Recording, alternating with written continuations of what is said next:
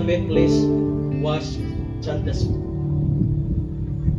Pagpanayo ako sa Diyos, Ikaw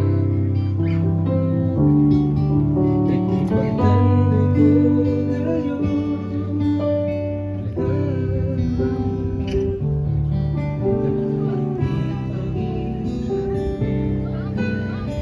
Hindi ako muna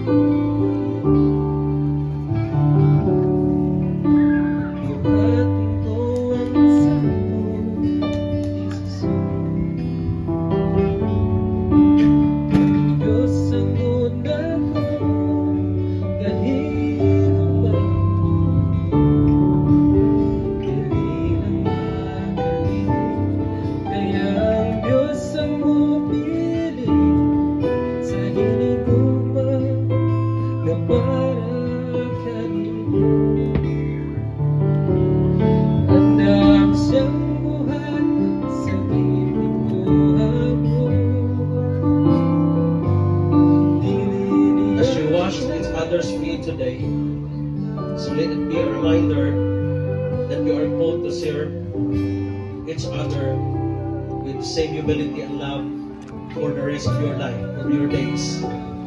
May your love grows deeper with each passing day, and may your marriage be a shining example of the strength that comes from humility, service, and respect.